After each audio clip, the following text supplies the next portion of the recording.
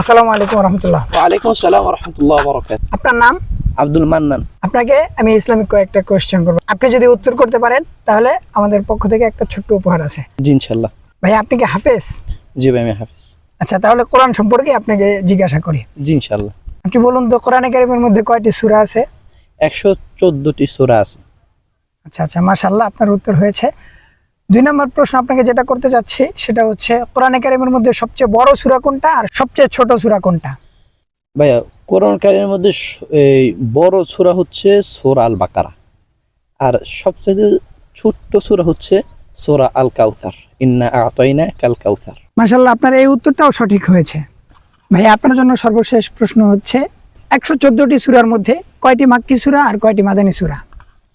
জি ভাইয়া, কোরআন কারীমের মধ্যে 114টি সূরার মধ্যে আপনার 28টি হচ্ছে মাদানী সূরা আর 86টি হচ্ছে মাক্কি সূরা। মাশাআল্লাহ, আপনার 3টা উত্তরই সঠিক হয়েছে। আপনি আমার পক্ষ থেকে ছোট্ট একটি উপহার। আলহামদুলিল্লাহ।